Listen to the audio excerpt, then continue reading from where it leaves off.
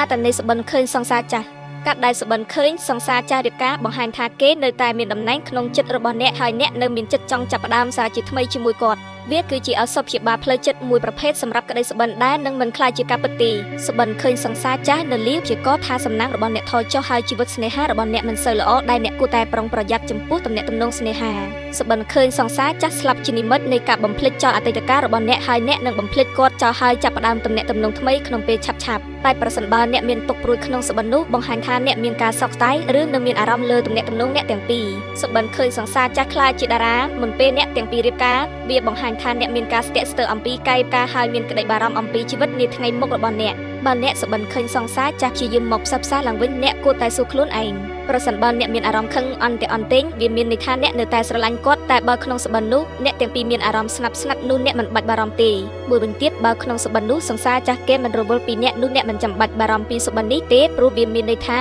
អ្នកគ្រាន់តែនឹកដល់គាត់ដោយសារតែរឿងខ្លះៗប៉ុណ្ណោះប្រសិនបើអ្នកមានអារម្មណ៍ធុញទ្រាន់ហើយមានចម្ងល់ថាហេតុអ្វីវាមានន័យថាអ្នកនៅតែឆ្ងល់ពីមូលហេតុដែលអ្នកទាំងពីរបែកគ្នាហើយរំលឹកអ្នកឲ្យចេះគ្រប់គ្រងខ្លួនឯងហើយរៀនចេះបំភ្លេចចោលពេលនោះហើយដែលអ្នកអាចតាមរកស្នេហាថ្មីដ៏ស្រស់បំព្រងនៅពេលអនាគតបានប្រសិនបើអ្នកជួបសង្សារចាស់ក្នុងសបិនវាបង្ហាញថាអ្នកនឹងនៅតែចង់ធ្វើជាមិត្តភក្តិរបស់គេធ្វើបើអ្នកទាំងពីរបែកគ្នាហើយក៏ដោយហើយបើក្នុងសបិននោះអ្នកមានអារម្មណ៍ថាអៀននិងមិនដឹងធ្វើយ៉ាងណានោះមានន័យថានៅក្នុងចិត្តអ្នកមានការទាស់ទែងមិនដឹងថាតើត្រូវធ្វើយ៉ាងណាប្រសិនបើអ្នកទាំងពីរជួបគ្នាម្ដងទៀតសបិនឃើញថាសង្សារចាស់បង្ហាញថាអ្នកត្រូវការបរិសុទ្ធល្អជាងមុនក្នុងជីវិតដែលអាចទំនាក់ទំនងជាមួយអ្នកយ៉ាងល្អប្រសើរហើយផ្ដល់នូវក្តីស្រឡាញ់ដែលអ្នកចង់បានសបិនថាត្រូវគ្នាវិញជាមួយសង្សារចាស់បង្ហាញថាអ្នកមិនទាន់កាត់ចិត្តបានហើយនៅតែមានសង្ឃឹមនឹងនឹកដល់គាត់ហើយចង់ឲ្យគាត់ត្រឡប់មករកអ្នកវិញដែលសបិនបែបនេះក៏រំលឹកអ្នកឲ្យប្រឈមមុខនឹងការពិតហើយតាមរកស្នេហាដែលអ្នកចង់បានសបិនឃើញថាជួបគ្នាជាមួយសង្សារចាស់ជាសញ្ញាដែលបង្ហាញពីសំណាងនិងជីវិតស្តុកស្ដម្ភប្រសិនបើអ្នកជាអ្នកជំនួយសបិនបាត់នេះបង្ហាញថាអ្នកអាចនឹងឆ្លងកាត់ការលំបាកដ៏រលូនហើយទទួលបានអត្ថប្រយោជន៍ដែលមិនរំពឹងទុកហើយបើអ្នកមិនតបរៀបការសបិននេះបង្ហាញថាសង្សាររបស់អ្នកព្យាយាមការបោកប្រាស់ហើយអ្នកត្រូវរកវិធីដើម្បីចាក់ចេញការបោកបញ្ចោតនោះ